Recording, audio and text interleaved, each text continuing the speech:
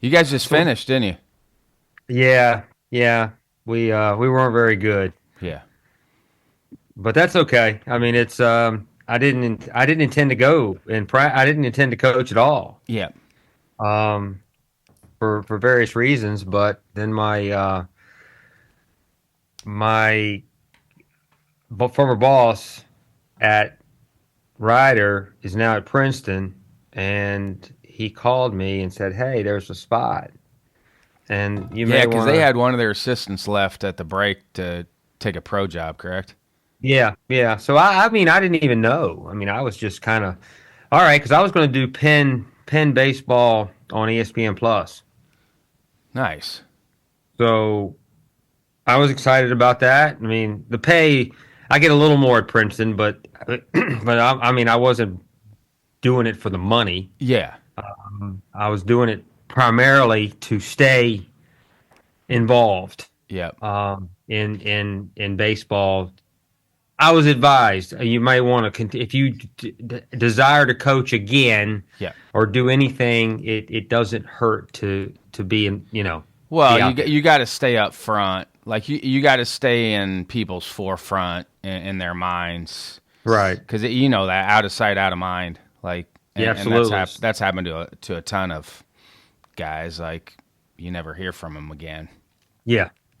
Because it'll So keep going. I'm I a used to tell my players that. I'm like, I know you think the game's going to stop once you're done, but the game of baseball is going to keep going. It always yeah, does.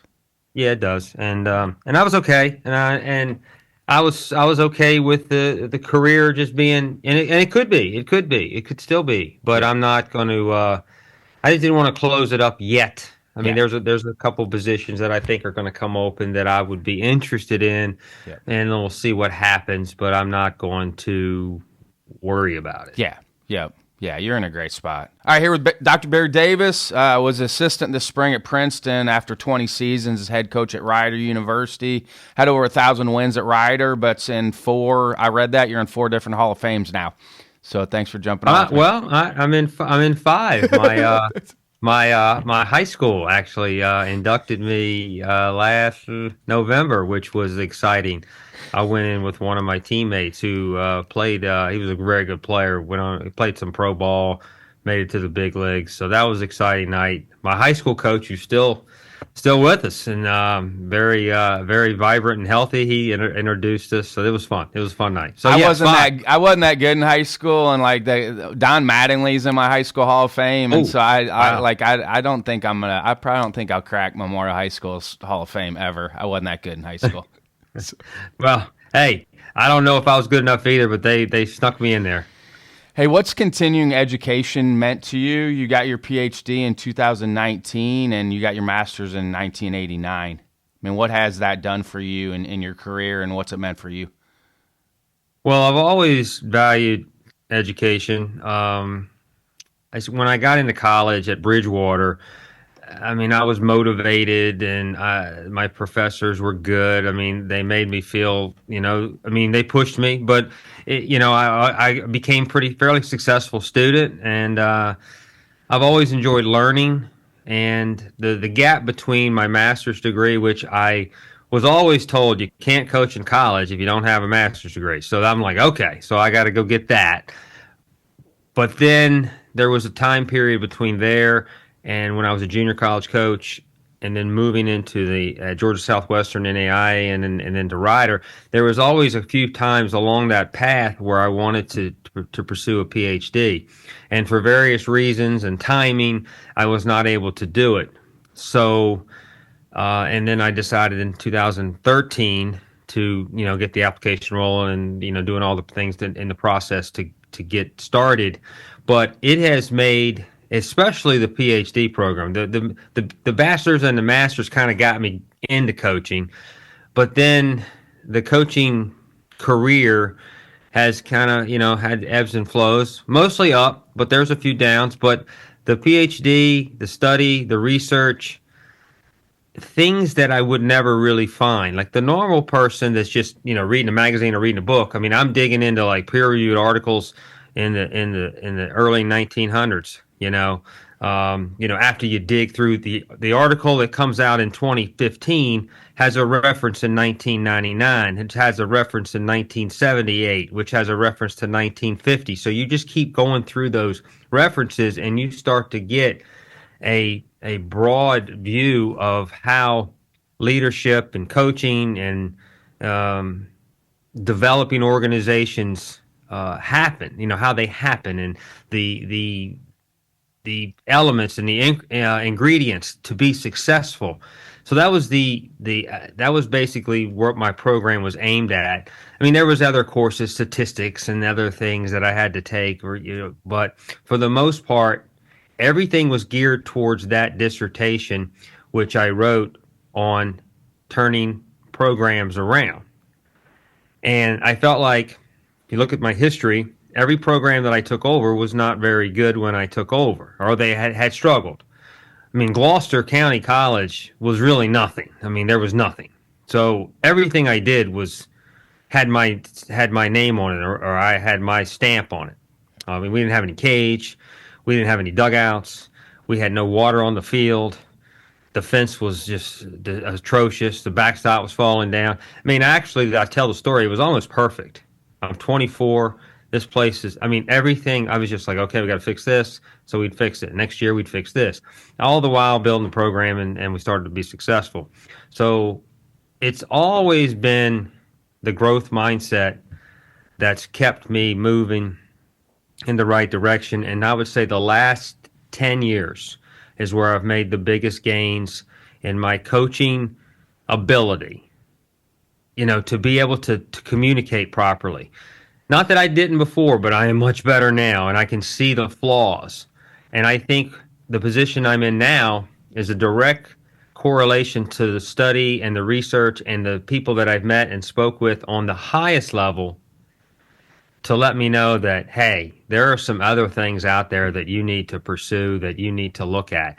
I feel like if I was hired again, I would say 100% better, but I would be much better. I would be so much better as a communicator, as a leader, as someone to set the example. Not that I didn't before, but I was doing it, but I wasn't paying attention to it. There was no deliberate acts of making people feel good. If they felt good, they felt good. If they didn't feel good, they didn't feel good. I didn't care about it. Winning was really important, and it still is. But the process of leading and being a sounding board for young people, all of that is made such a world of difference. And our last 4 or 5 years at Rider reflected that in our success. And I think it's attributed to a lot of me just letting other people do their job, being a better communicator, being clear, having the expectations, standards, and consistency. And that seemed to be the kind of the steps along the way. Do you think that should be a concern from an educator standpoint with ChatGPT and AI? Because you talk about the deep dive, which I had to do for my master's and as an undergrad. I think that's a concern for all of us. I do like ChatGPT and AI, but I think you're going to lose some of that deep dive into actually understanding a subject by having to go back so far to get an understanding of it. I think that's a huge concern for education going forward now. I think for me, and I understand what you're saying, I think for me, just how I'm wired, I would use the ChatGPT. I would put all the things I know in there and then let it formulate it. But I would also still go back and edit it, to make sure it says what I want it to say. However, I feel like I would only use it when I feel like I need to use it. Yeah. Like if I want to find out the information, I need to go find it myself. That's just me. But I've used it. I did not use it for the book I wrote, but I still think if I tried to use it, I would not be as genuine or authentic, because it doesn't have my voice or the way I would say it or the way I would tell the story. So I think it is a problem, I guess, for educators when especially for young kids. That's are unmotivated. Yes. You have younger to do kids. the work, and they want somebody else to do the work and do the thinking for them. I think, and I've told this story when I speak, I think I grew up in sports the perfect time. I grew up in the 70s when sports was just getting going on television, like really getting going, like it was 50s, 60s, it was on. But the 70s color, World Series, you getting the Super Bowl, Ali Frazier, that going on, Rumble in the Jungle, UCLA basketball, all of that sort of when I was a kid, I could see. So I have a little bit of the old school, and I have just enough of the new school to help me bring out the old school. So I feel like I'm in a good spot. I'm learning still, but I still like the basic experience that I have and say, hey, I made this mistake or that mistake. And I never really talk about AI or we don't discuss it when we're at practice or anything, but I get what you're saying, and I'm sure it's a concern for most. But I do think it's helpful in certain situations. But for me, I'd rather pull out the book. I mean, I got a bunch of them behind me, open it up, highlight it, that type of thing. So fun stuff. Always I have like a that. friend that's a middle school coach that's using it for scouting reports and prospective lineups and pitching matchups, actually. He had a lot of success this season. Yeah. I guess there's a way of using it properly, I guess, but I'm not, that's not me. Yeah. I'm more, what I'm looking at, what I see. And, I guess it's like all the TrackMans and the spin rates and then we get in the game and the kid can't put the ball where I need it. It really doesn't matter. I mean, it's the human element. That's still the beautiful thing about baseball. Sure. What was it like taking over for Sonny Patero, ABCA Hall of Famer, legend? What was it like taking over for Sonny? Well, I was really, really excited to get back to New Jersey because I spent 4 years in Georgia and I didn't realize how much, and that's crazy. I grew up in Virginia. I said I'll never work past maybe Washington D.C. or Baltimore or whatever. Even that was almost like going to Canada for me.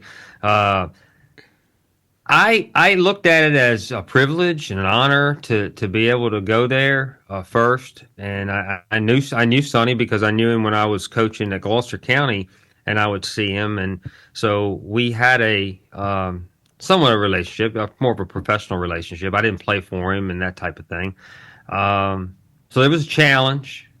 It was first I was excited to get back home, in New Jersey, which was kind of home to me. Felt like it was a program that I could, we could improve and get better. But I knew Sonny had, he's a Hall of Famer. He was the president of the association, I believe, at the time, or right before I got the job there. And I just looked at it as I need to try to do my best to keep Ryder, keep improving, follow the tradition. To be successful, to go to an NCAA tournament. They hadn't been to one in a while, to win a conference tournament. And I think just the process of just trying to do the best you can do and, try to make all the Ryder people that were there proud of what we're doing. And because when I first got the job, there were a lot of people that weren't real happy because they wanted to keep it in the family and that type of thing. And I understand that. But I also understand that I had nothing to do with that. I wanted an opportunity to coach at the Division I school, and Ryder gave me the opportunity. And I think over the course of 20 years, we were able to do some really good things. And we did it over 3 decades. 08, we won, 10, we won. 13 and 15, we won regular season titles, and then we won the tournament again in 21 and 23.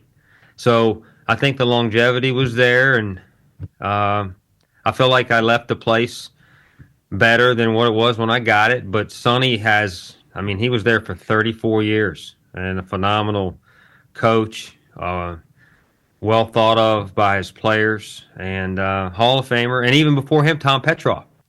So little Ryder has, up until this year, had 3 coaches from 1961 to 2024. That's pretty amazing for a little school like Ryder that baseball people know, but not a lot of other people know about. How do you handle that outside noise? It happens to a lot of guys when it's not hired from within and you bring somebody in from the outside. How do you handle that outside noise when you I just think I work hard. Yeah. Just work hard and try to evaluate. I was still relatively young at 39. And first I was so excited to get back. So I think that trumped a lot of it.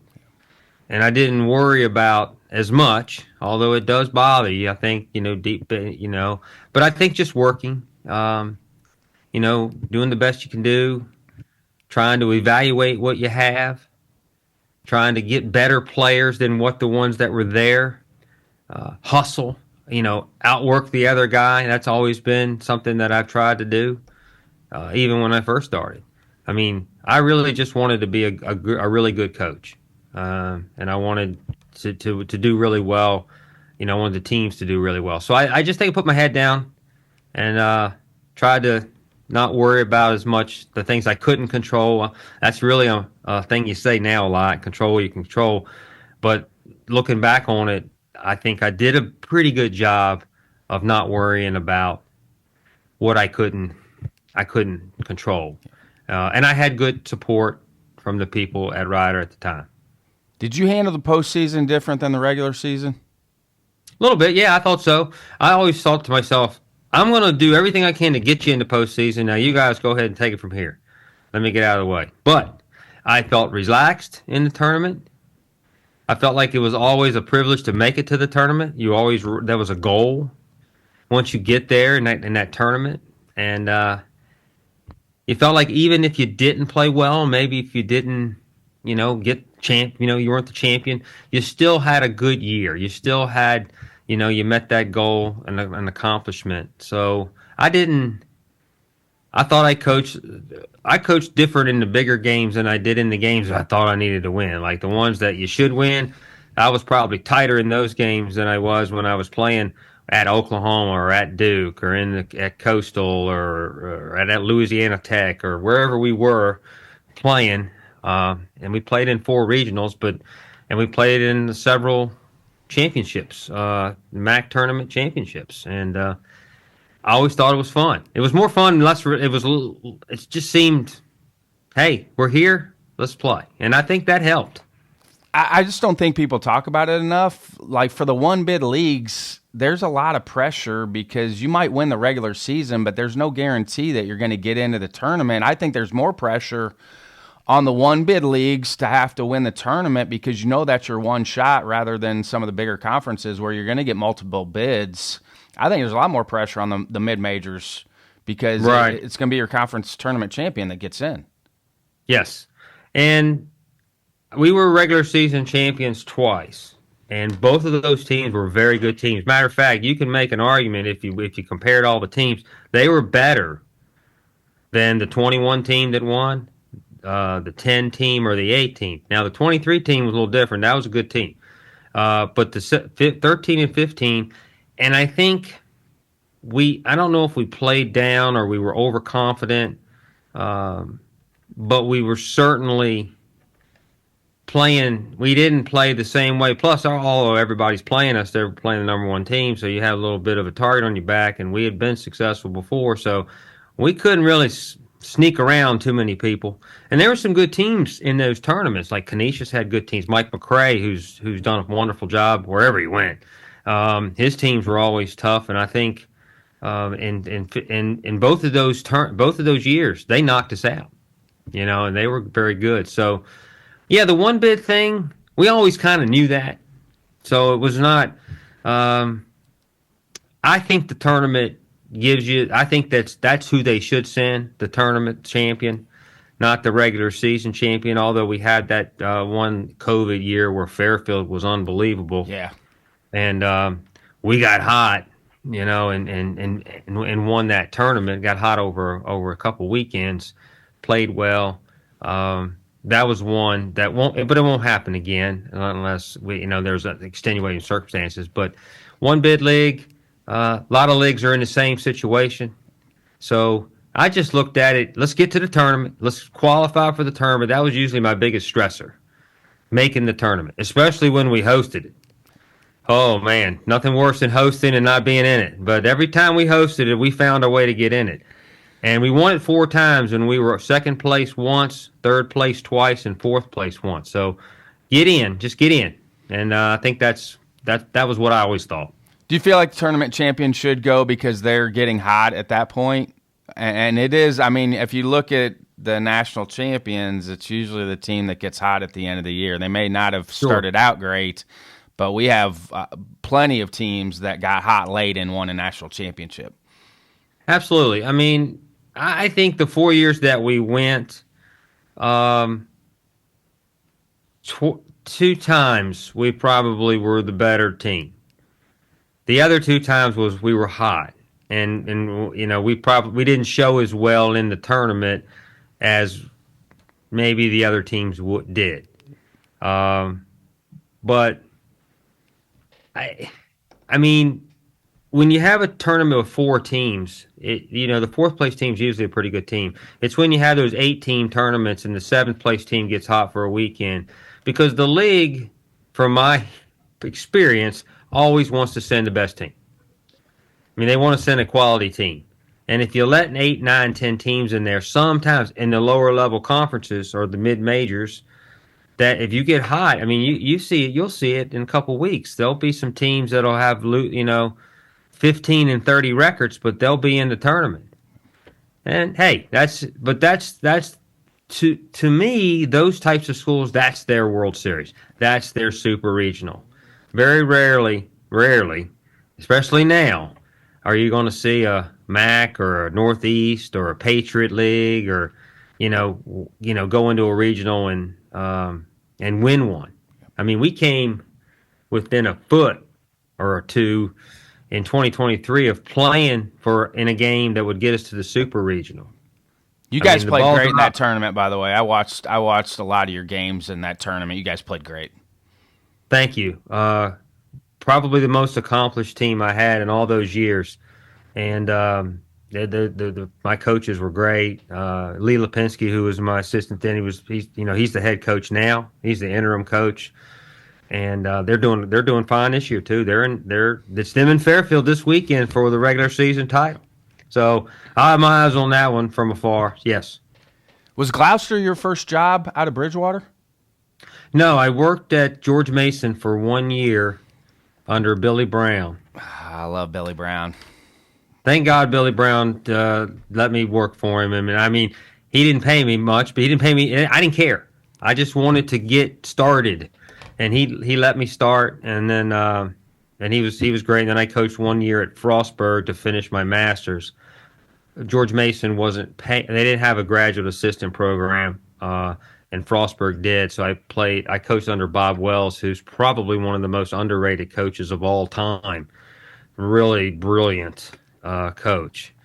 I had great mentors that, I mean, they all knew baseball. Billy was really, really organized, so he taught me how to be organized. And Wells taught me how to run the game. And I was trying to sponge up everything. And even today, my practice schedules are very similar to Billy Brown's schedules. His was handwritten. I mean, Billy would write that thing out. I'll say Billy, Coach Brown. That thing was detailed to the minute, and I still took that with me for all the 35 years, really, of head coaching. I used basically Billy Brown's framework, template to run a practice. And I still haven't mastered the game yet. Nobody ever does, but I love Wells was always seemed like to me 2-3 innings ahead, and he would explain it. And Frostburg was always fundamentally sound. We had pick-off plays. We could bunt. We could squeeze. We'd steal. We knew how to play. He had his own playbook. Each player had his own playbook, which was interesting in 1989. To have the coach write his own playbook. I have it over here somewhere. Yeah, so yeah. Both so he'd do an individual playbook for each player? Well, he had a playbook. He had the Frostburg State baseball playbook, and he taught a theory class, and that was what they used as the textbook, but each player had the textbook. I think each player took the class. And a lot of high school baseball coaches in Maryland have a Bob Wells background. It's like the Ron Polk book. Oh yeah. Oh yeah. I mean, both those guys probably should be in the ABC Hall of Fame. I mean, Wells probably won't because he didn't really do much within the ABCA. Probably wasn't even a member. I don't know, but he deserves to be in there. A lot of people learn from Bob Wells. How's the transition this spring going from a 20-year Division I head coach and then being an assistant? Well, I try to keep an open mind, and look at the value that I could bring to Princeton in terms of experience, meeting a new set of people, seeing a different league, but just being there without having the responsibility that I had for 20 plus years. That was enjoyable. Like right now, I'm on with you, and when I get done, I might go take a walk and listen to a podcast. So I think it's been refreshing, and I enjoy coaching the kids and not having to I wouldn't say worry about winning and losing, but being able to teach and think about, and that's where I think, like I said earlier in our talk, my growth as a coach really came out at Princeton because I didn't have to make the lineup. I didn't have to run the budget. I didn't have to be on 5-6 recruiting calls. I didn't have to look at 6-4-3 or synergy. He just told me, look, be here, be another set of eyes. You see something, let me know. And that's what I did. And I think the young guys that are there at Princeton, they were wonderful.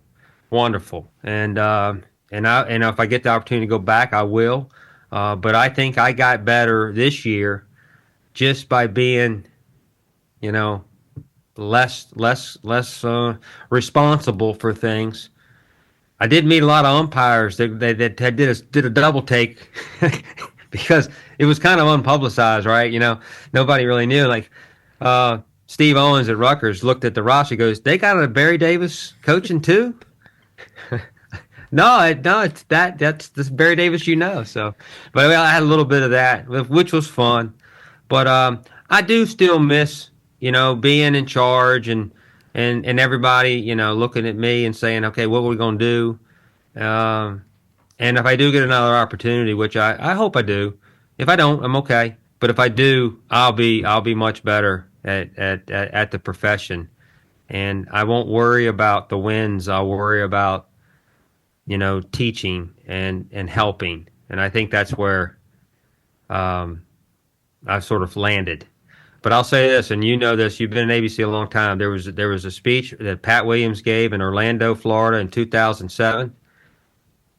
It was the best, to me, the best leadership talk I've ever heard, and probably still is. And I got it. I got a tape of it, a CD. I downloaded it. It's on my computer. It's on my phone. And that was the turning point. And that's the preface in my book. That was the turning point. That was 2007, but it made me start to think about being a leader. And I still had a lot to do. But in the back of my mind, if I were to go back, that's one of the most significant emotional events in my life that changed the way I started to think. And then I had a tape, and no one would know this man. His name's Tony Mason. He was a football coach at Arizona in the 70s, coached in the 60s, coached like against Dick Butkus when he was in college. But a parent gave me this cassette tape, and I found the tape. And I recorded the tape on a Walkman. I actually had to go buy a Walkman on eBay. And I taped it. It sounded as clear. That was another one on motivation that changed the way I thought. Didn't really appreciate either one at the time. I did, but not really.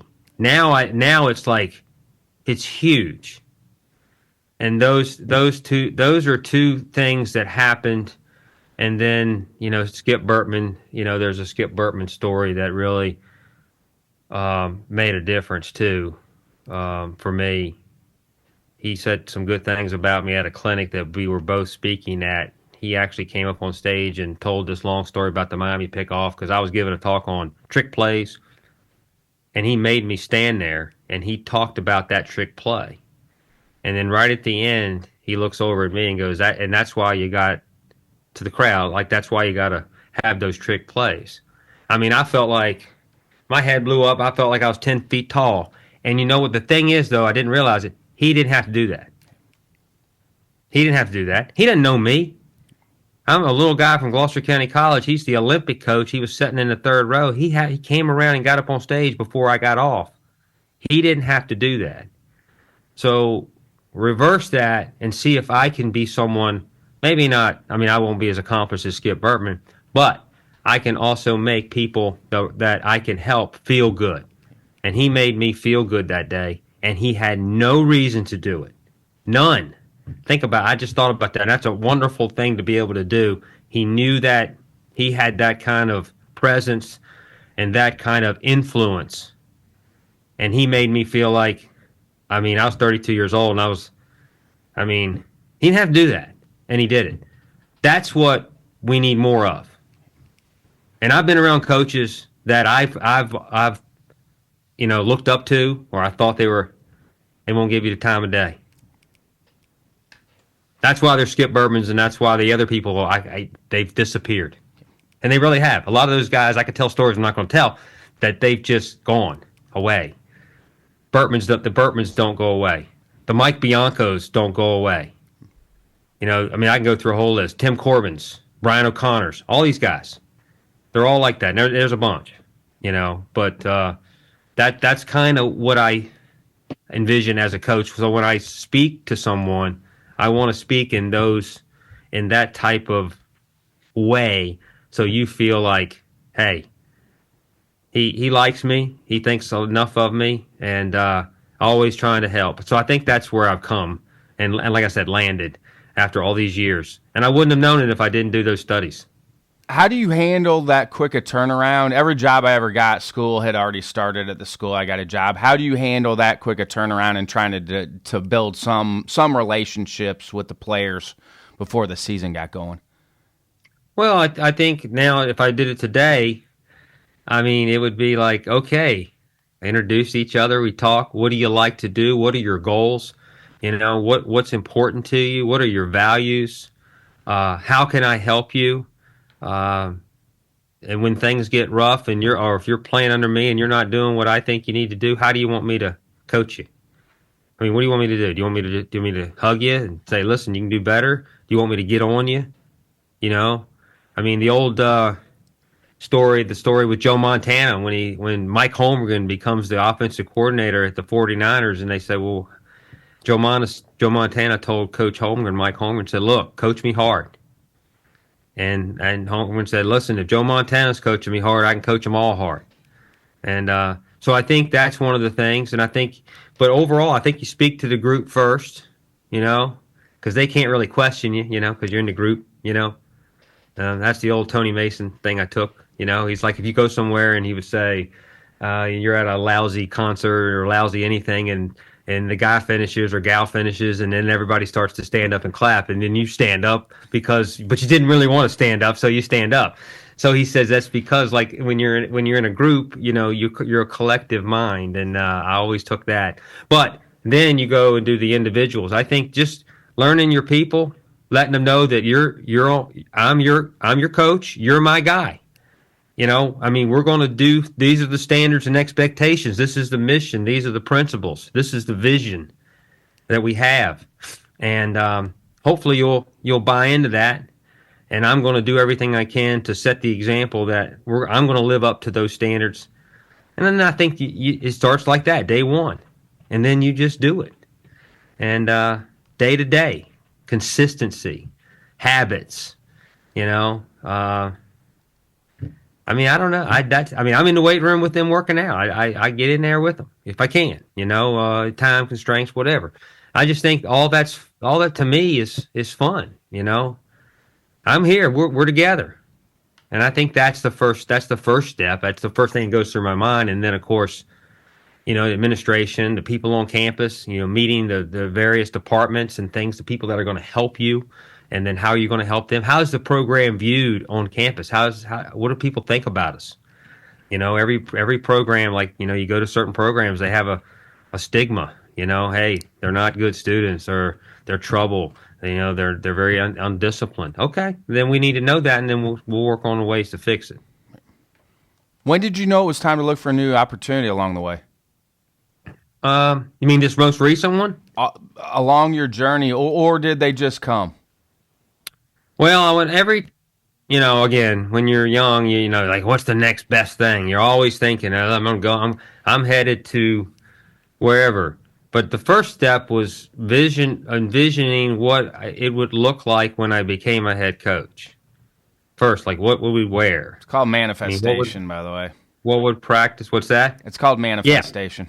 Yeah, so I kind of knew I'd be going for jogs, and I'd be thinking about, this is what it's going to look like. This is what I'm going to say. This is, I had this vision, it's the old thing, if you can see it, you can do it type thing.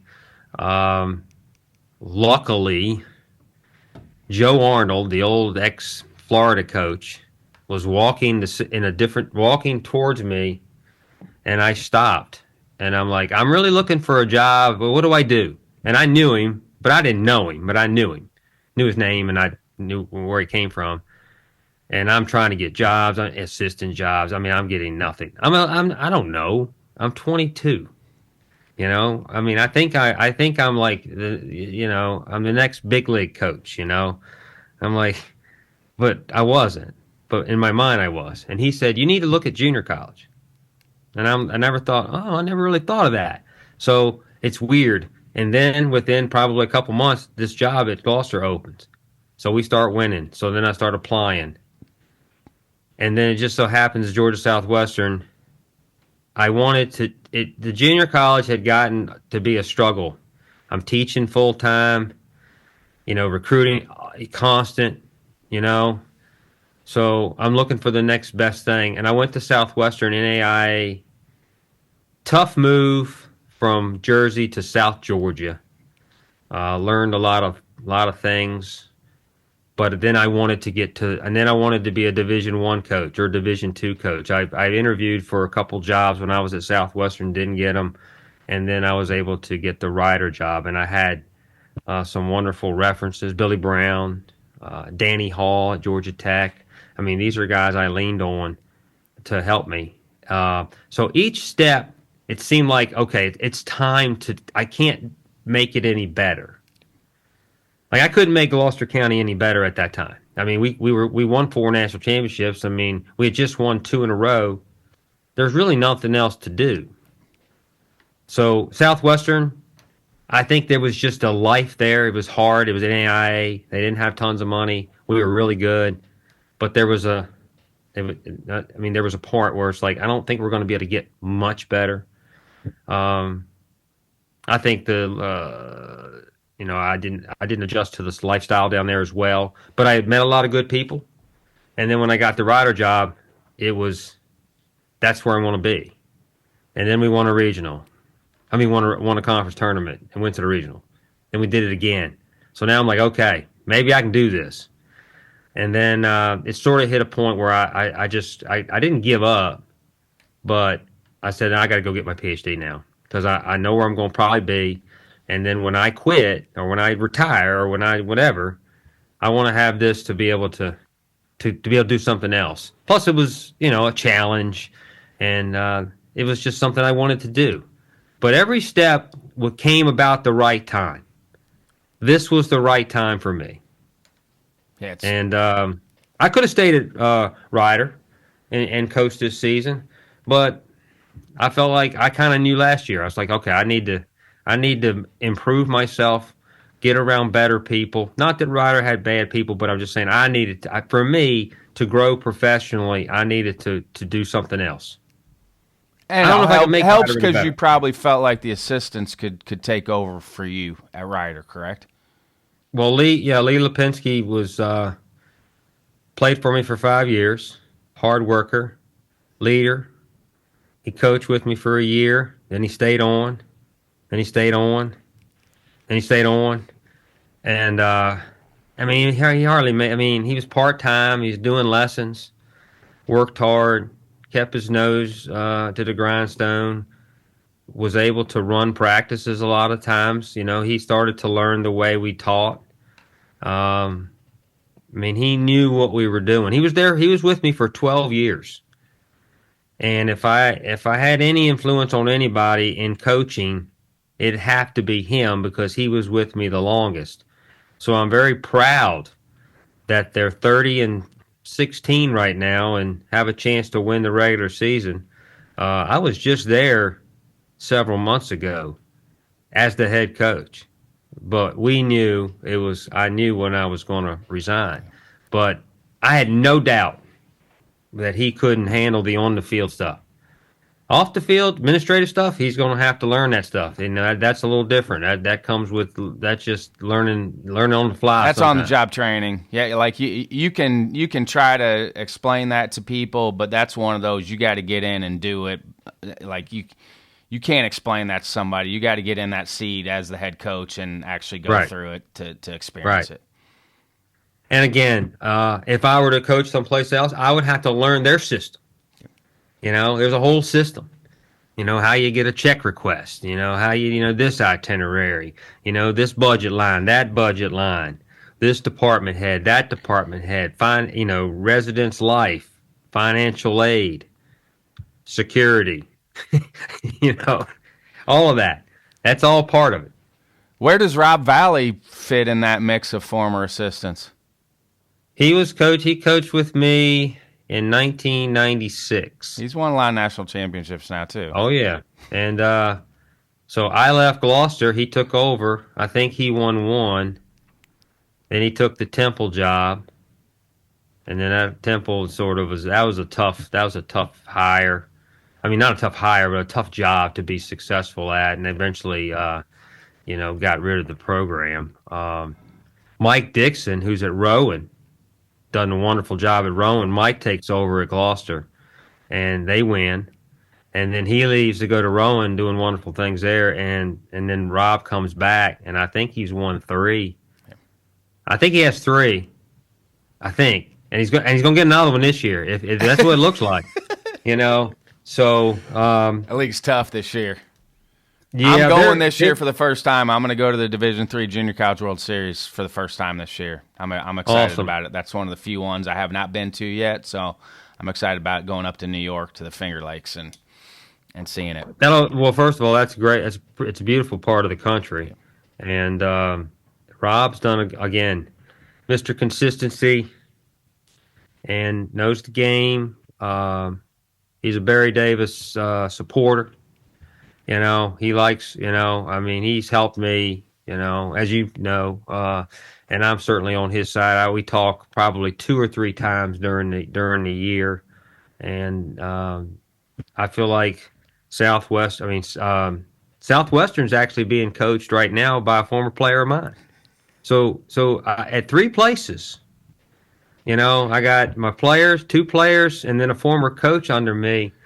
They had jobs at the places that I was at. So, it's funny, we're talking about this. I never thought about that completely. That shows you left it better. Like that's the thing. Like if you hadn't done a good job at those places, there's no way that they hire somebody that had worked for you or been in contact with you. Like that shows you did a good job at those places because they're going to listen and they know that they coached with you or played for you.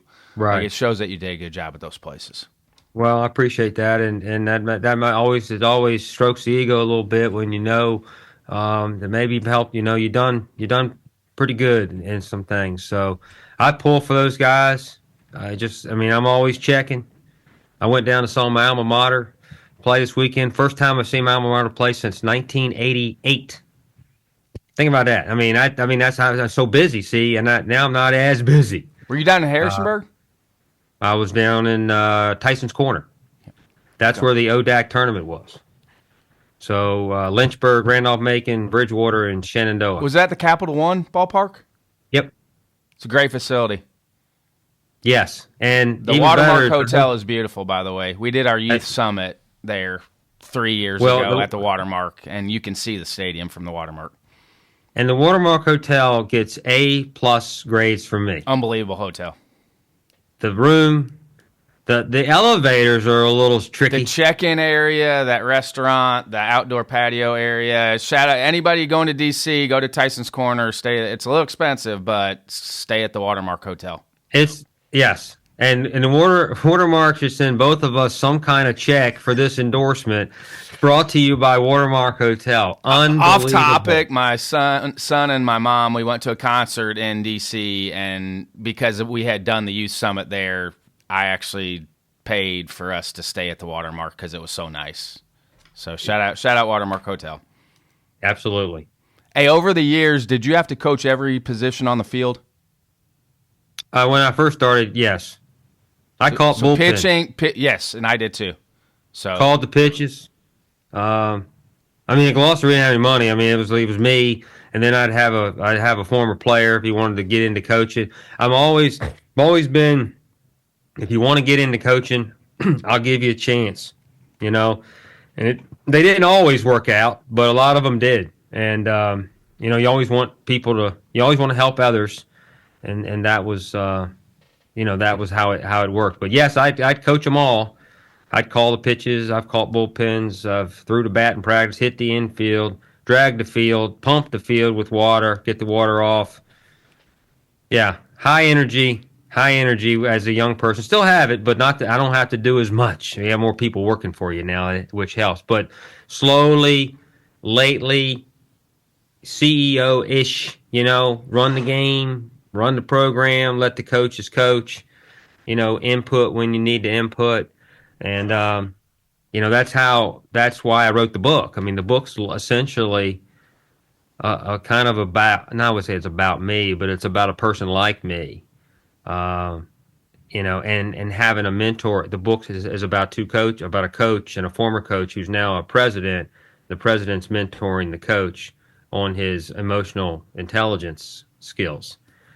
So the book is a story about the coach turning the program around, but he's also turning around his emotional level and trying to raise that through the assistance from someone who has what I put in the book, gold medal people skills. What is the name of the book? What's the title? The book is Old Dog, New Tricks: The Power of Leading with Emotional Intelligence. It's fiction. It's a women's basketball coach who's a former NBA coach who was fired for emotional issues. And he goes to this fictitious college called Virginia Central State University in Eagle Gap, Virginia. And there's a coffee shop that has a group of people that are kind of the community followers. And then the lady that runs it, she's kind of a redneck country, but she's a big fan, and she talks like that. She has a certain type of vernacular. So I wanted to, and then this coach, through the assistance of the president, who's been told by the board of directors, get women's basketball going, because as anybody else would know, women's basketball is one of the hottest sports in America. So that's what, in my mind, I didn't want to do baseball.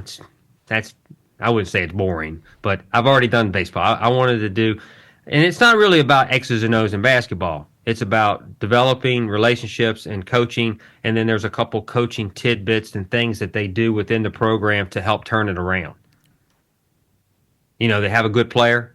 Patricia Crow is the best player, and then you have Tiffany Hitchcock, who's a pain in the butt and trouble, and then you find out that Washi's like that.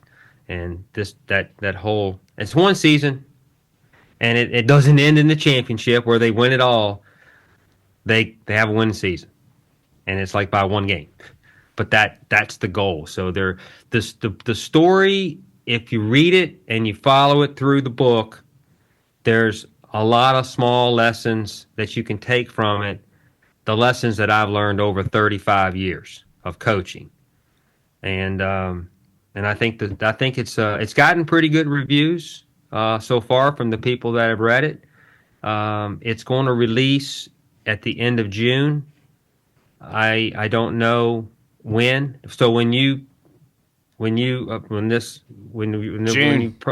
This will come out the first week of June. So it's going to come out on Amazon, and is again another goal, another something I wanted to do, and got great influence from Brian Kane. He was he Kaner's kind nudged of a lot of people to write books. Shout out Brian yeah. Kane. Justin Toole wrote a book because of Brian. Brian forced him basically, and Brian Kane would make me do. If he got he's on me, good at I'd do about convincing you to anything. do stuff. I would. Yeah, I'd He's have a little David extra Goggins juice. before David Goggins. Anybody knew who David Goggins was? Yeah, Shout out Gainer. He always say, "Hey, if you're juiceless, you're useless." Yes. So I took that with me. So he's been a big a mentor or a big influence on how I do things. And there's some other the guy who wrote the foreword, Dr. Rob Gilbert, Success Hotline. I still use that number in my chat. When I go speak, I still put that number up there and make people call it. Well, Still doing it. He wrote the foreword and had some really good things to say about it. So I'm excited about the book, and we'll see what this does for me down the road. I enjoyed the process of doing it. Again, challenges, hard things, trying to do tough things, trying to make yourself better. I think that's kind of the theme here, for me. And I don't want, laying around doing nothing. It's not exciting. Outside of baseball, who do you feel like are the best leaders out there? Ooh, Could be current or past. In terms of you mean historically? Yeah. I'm reading right now. Franklin Delano Roosevelt was unbelievable. FDR is a good one. I mean, you took in the Depression, then you got World War II. The world is just coming apart, and he was able to surround himself. And I think the lesson is surround himself with great people. And the line in the book I'm reading, it says second-rate intelligence, first-rate temperament. So I'd put him high there, and in emotional intelligence, which I think is a great leader.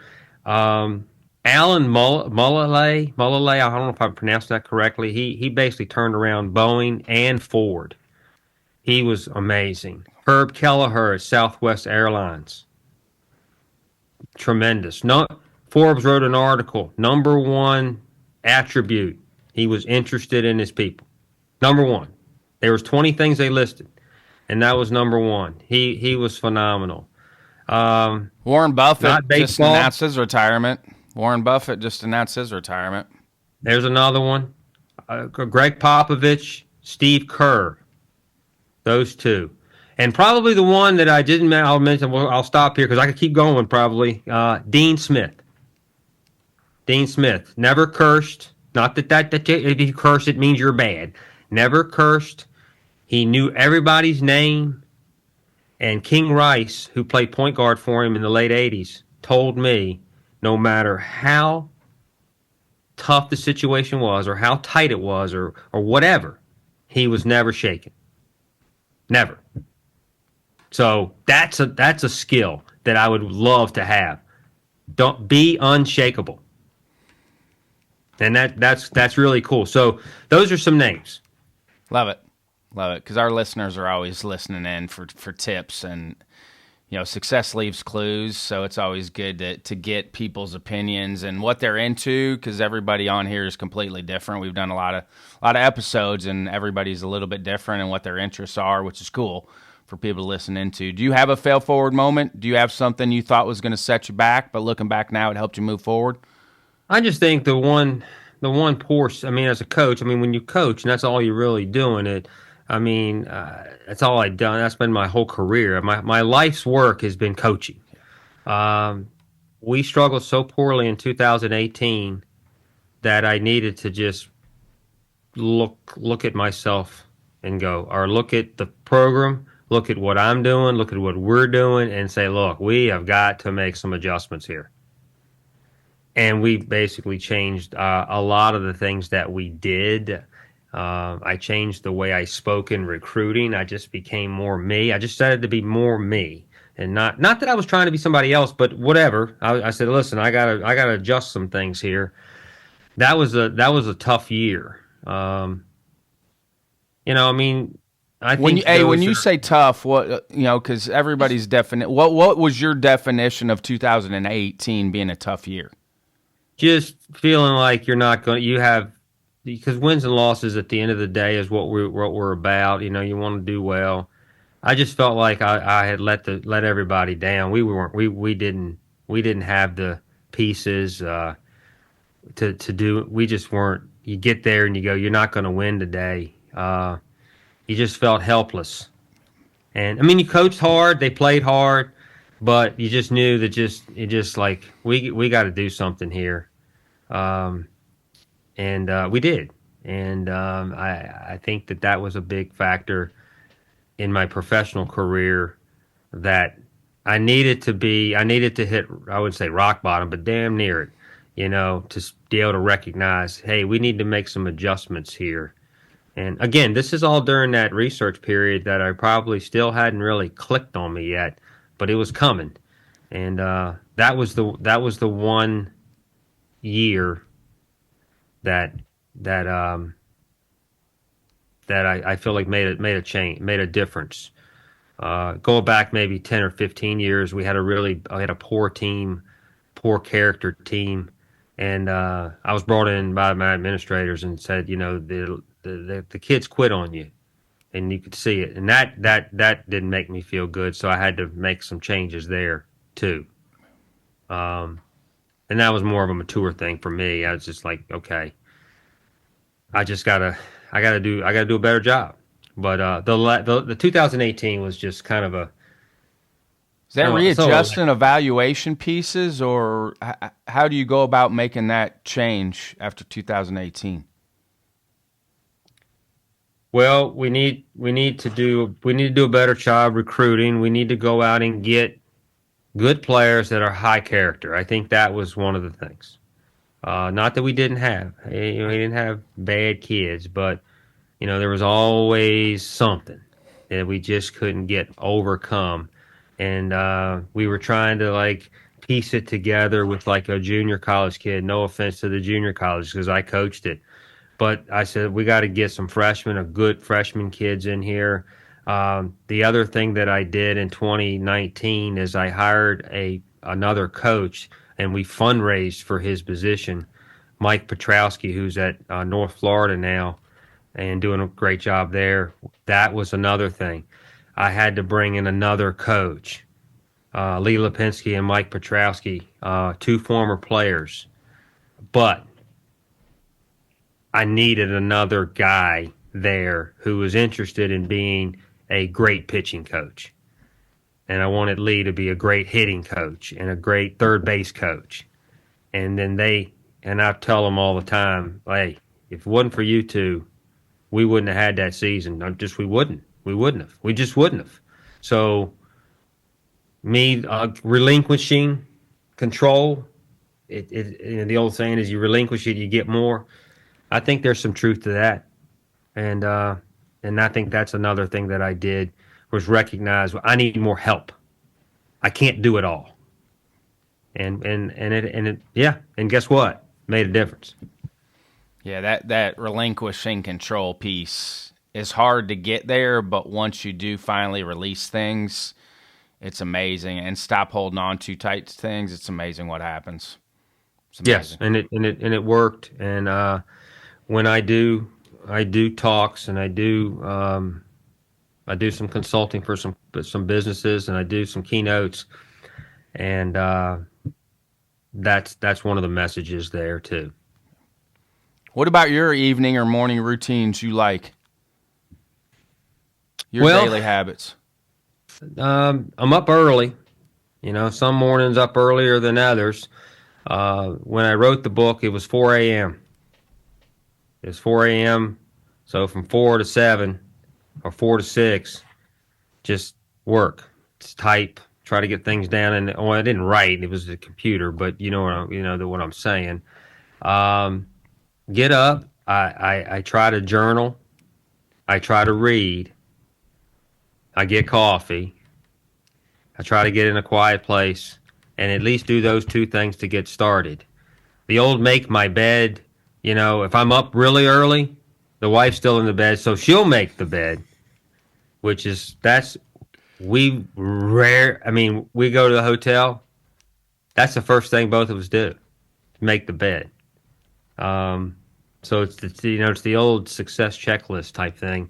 But journal, read, look at my daily calendar.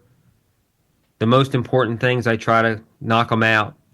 I mean, Ryan Brownlee, ABCA, 10 a.m. That's there. I'll check that off, and then I'll move on to the next thing. I called it a to-did list. I think you build like your to-do list, yeah, but I think checking those things off, I think it gives you some motivation to keep going, that you can see, okay, I'm actually getting more done than I thought I was getting done. And when you do that, you feel like you're accomplishing, and guess what? You get that momentum, and you just keep going. It's kind of like cleaning house. You start cleaning a room, next thing you know, you clean the whole house. Because you just can't stop. You're on a roll, feeling.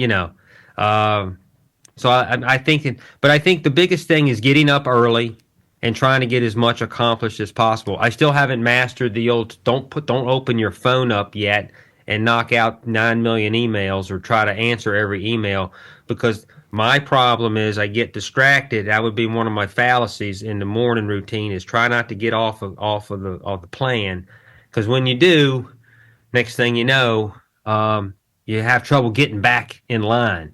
You've had those days where you just go, I got nothing done today. And then there's other days where you go, man, I got a lot done. And that's you also have to goal. Give yourself grace too. I think this is what the good ones do, is even on the days where maybe it wasn't as tight as you wanted it to be or good, you still have to forgive yourself and focus on the days that you're actually doing it right. Yes, I agree. Working out is important. Try to work out 6 days a week. I used to be an early morning workout person. Now I'm sort of a midday, mid-afternoon. I might go back to mornings if I'm coaching again, if I get there, but if I don't, that's okay. Mid-afternoon, sort of a reward for working hard during the middle of the day. Get my workout in, give me a latte or a coffee, sit down, and then pick up whatever is next on the list and start working. Love it. What has the ABCA convention meant to you? Well, it's meant a lot. I mean, I look forward to it. It's always on my calendar. Get a chance to see people that I don't necessarily see, but once a year, maybe twice. Knowledge. I mean, you got a lot of speakers always interested in the speaking, and I've noticed over the years, early on, you're in on the hitting and the fielding and the pitching and the outfield play and the team stuff. Now it's more the leadership and the mental game, and there's still some of the other parts too, but you also want to check and see, am I doing it right? Is there somebody else that's doing it better than me? So I want to make sure, because I like that, and I'm always willing to change and adjust. So I think from a knowledge standpoint, it always provides that. Most every coach that I've met along the way, if you can catch them at the right time, we can catch up and talk, and certainly they would answer questions that you may have. I just think it's a good time. I've missed one since 1991. I missed one, and I had to miss it for I was teaching some classes, and one of the other teachers that was also teaching was sick, so I took that person's class, so I couldn't go. And we had lost that year anyway, so it was okay. It was okay. I didn't have to go and be there. But I got a chance to meet a lot of good coaches and a lot of people that I wouldn't necessarily have had a chance to meet if I wasn't a part of the ABCA. Lifetime member, which I'm proud of. Yes, you are. Should be proud of that. I'm getting closer. I'm inching closer. I got about 6 more years. All right. Well, you'll get there. Yeah. What are some final thoughts before I let you go? Well, I just want everybody that's listening, I appreciate you, tuning in. And there's other things. If you want to, you go to my website, drbarrydavis.com. You can sign up and we can do a free 30-minute one-on-one. I do several talks, one on emotional intelligence and coaching, the other one on team building, program building, and then you can kind of combine those two. and then the ordinary to extraordinary type discussion on how to be great as a person and improve. So I've done a lot of those keynotes. The website's there. You can follow me on social media, Instagram, Dr. Barry Davis 42, at Barry Davis 42, Twitter. So I have a blog and an email subscriber list, and get the book. Love for you to get the book on Amazon, read it, comment on it, review it, honestly, what you thought. And so I want to just connect with some people, and I'm going to be on several podcasts as well going forward. Not all sports, but some other types of podcasts that are going to focus a lot on the book, and in my career, and how I feel like that book is probably aligned with what I'm doing. So love to hear from you, and feel free to reach out. I'm available, and be willing to talk. Thanks for your time, sir. Appreciate you. All right, thank you for having me.